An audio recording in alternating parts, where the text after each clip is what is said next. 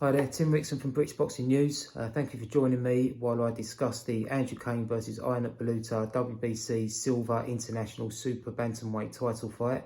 It's live on BT Sport. It takes place at the Telford International Centre on Saturday, March the 25th on a Queensberry Promotions event, which will be serve as the co-main headlining fight alongside Nathan Heaney versus Jack Flatley. So they're two decent sort of domestic level fights that's been laid on by promoter Frank Warren. So first of all, I'm just going to give a bit of background onto both fighters. Andrew Cain's only had 10 fights, so he's not probably that well known at the moment. But within those 10 fights he's had, he has created a lot of excitement amongst British fight fans. He's had 10 fights, 9 knockouts. It's a 90% KO ratio. He just bulldozes through his opponents with frightening ferocity. He's got this high level of aggression, reminiscent of Mike Tyson. The way that he wants to get his foes out of the ring as fast as possible. So a bit of background about him. He's a wrecking ball. He blasts through all of his opponents. Only Manchester's Stephen Jackson, who's 1-0, I think, when they fought, having beaten Welling's Mickey Cantwell, who's a really talented fighter in himself. But from the away corner, he really gave it his everything, fought the fight of his life, and managed to upset the home fighter on Channel 5 that night, taking advantage of that platform. So when Stephen Jackson went up against Andrew Cain, he had this confidence and momentum, and he managed to see out the 4 rounds together with a points loss. So Andrew Cain, that's the only time he's been taking the distance. And I remember speaking to Andrew after that fight, and he said he felt my power in the first round, and he was on his bike for the rest of the fight, and that was pretty much how it went. He managed to evade him. And I think Stephen Jackson has had 33 fights now, and I think he's only been knocked out once. So, obviously it's hard to stop this guy. He knows what he's doing. He obviously knows his way around the ring, and he managed to get through all 4 rounds with Andrew Cain, the only person so far that's been able to. So that's obviously some achievement. Andrew kicked off his pro career with back-to-back second-round stoppages in 2015. But there was sort of issues outside of the ring, personal issues, which prevented him from building on that. He stepped away from boxing for a few years, and I think he came back 3.5 years later, to resume his career, and he picked up where he left off, knocking everyone out.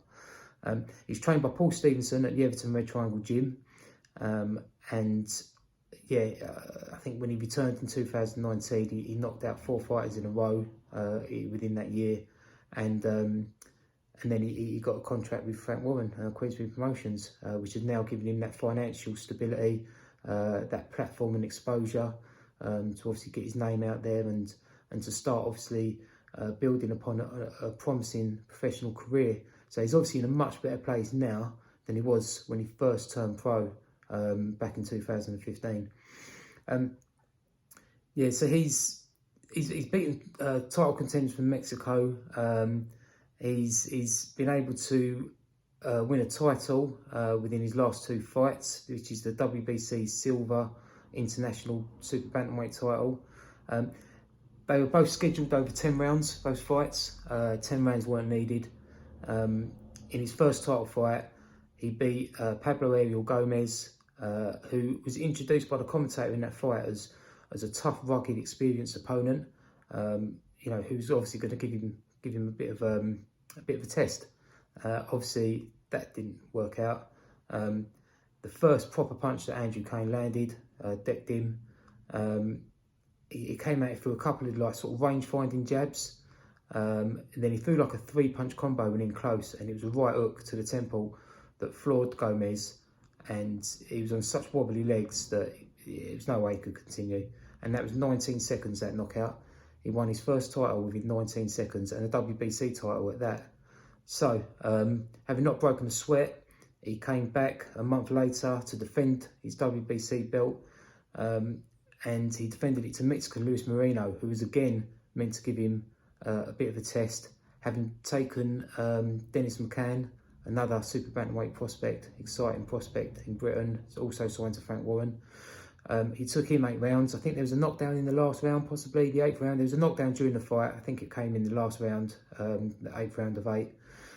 But he took Dennis McCann the full distance, 24 minutes with Dennis McCann, but he couldn't last 2 minutes with Andrew Cain. Andrew Cain, in the build-up to that fight, was looking for a proper fight, thinking that he was going to be a bit of a test, but again, it wasn't a test. I think Cain penetrated through his guard with incredible uppercut, which he and his teammates are well known for doing. Nick Ball loves landing an uppercut, and obviously Nick Ball and Andrew Cain are both teammates, both with WBC titles. And then just another flurry, and the Mexican took a knee and stayed on his knee. I think 2 minutes and 2 seconds of that first round. So Andrew Cain has won his maiden title and defended it successfully once within 141 seconds, 2 minutes and 21 seconds. And so far he's only completed 25 rounds of a scheduled 56 in his career, which tells you everything you need to know about this KO artist. Now he's been given another step up in levels.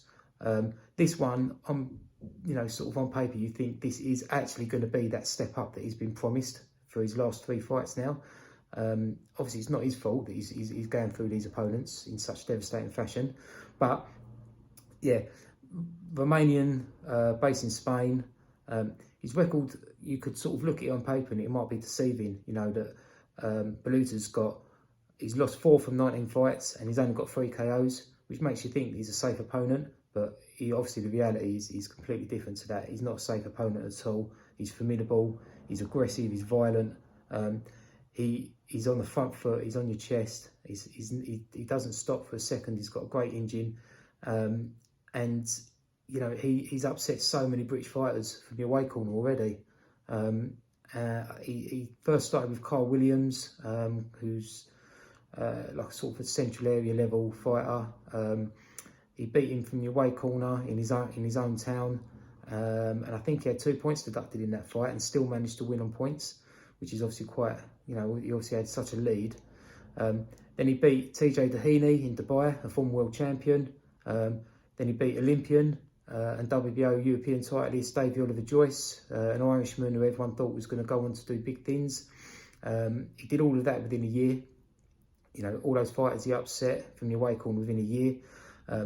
That sort of hat-trick of wins set him up with a showdown with Michael Conlan for the WBO Intercontinental Super Bantamweight title. And he split the judges on a mixed decision. So he obviously done very well from the away corner in that fight. One judge thinking it was a draw, he saw it even. And Conlan obviously went on to fight for the world title against Lee Wood and would have won if it weren't for that dramatic knockout in the last minute. He came back from that fight and he beat Brad Foster, former British and Commonwealth champion. So another incredible upset from the away corner. Then he fought Liam Davies, started blisteringly fast, but Davies managed to compose himself and sort of turn the tables back around to win on points. It was a war the whole way through. They both dished out, a lot of punishment each. But Davies was just controlling the fight from a distance with his straight shots from range. They fought fire with fire quite often during that fight. It was a fantastic fight, 2 warriors that gave it their all. But Davies won unanimously on the scorecards. Baluta's ranked WBC 23, and I think Andrew Cain, last time I looked, was WBC 30. The rankings came out yesterday for the WBC, so that could have seen a bit of a difference. He might have moved up slightly, I'm not sure. Could be within the top 30 now. But he's obviously looking to get within the top 15. If he can beat Baluta, who's slightly above him, then that will give him a bit of a boost in the rankings. So he should be closing in on that top 15. Once you get within that top 15, you're in with an opportunity of fighting for a world title. So that's obviously the plan for Cain, to get a good convincing win, get closer to that WBC top 15, and possibly that elusive fight with rival Liam Davies, may still happen in the future. Cain says he's not bothered about that fight anymore. If it happens, it happens, but he's not looking for it. But it is something that will be easy to make because they're both with Frank Warren, and it would be a fight that all of British fight fans would want to see. So yeah, this fight, Andrew Cain, 90% KO ratio. He's got back-to-back first-round stoppage wins on his record against two fighters that were meant to give him rounds. He's now in with another fighter that's meant to give him rounds, who's only got 3 KOs from 19 fights. But they're both aggressive, and they're going to clash. And it's an unbeaten KO artist who's on the rise against an away fighter that upsets unbeaten British boxers. So he's a banana skin, massive banana skin. So this is going to be a really exciting fight. Everyone's been saying that this fight's going to be a war, and that's really annoyed Andrew Cain. He keeps saying, why is it going to be a war? Like, what have you seen in my fights? What have the opponents done in my previous fights that suggest that this could ever be a war?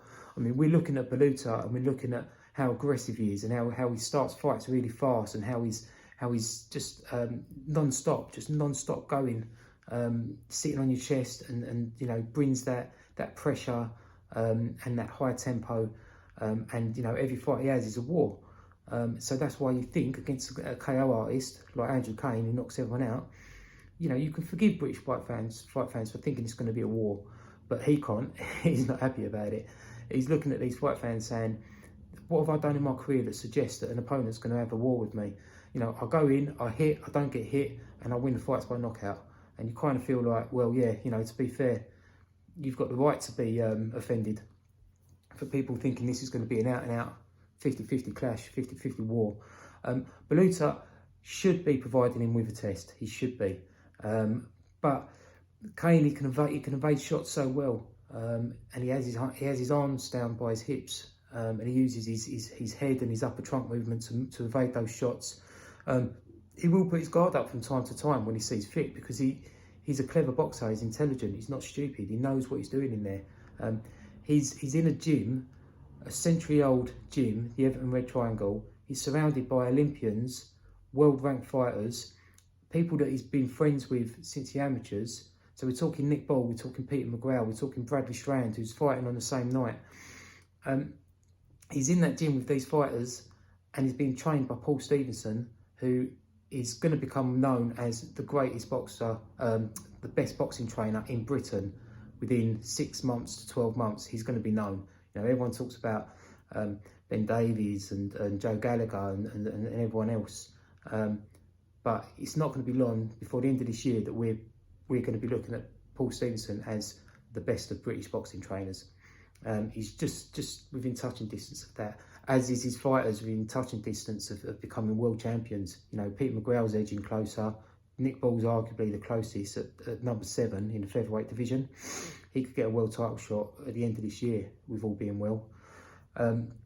So Cain is in and amongst iron sharpens iron. He's in and amongst the best environment he can be, surrounded by incredible, talented prospects, all at the same weight, so they're sparring each other every day.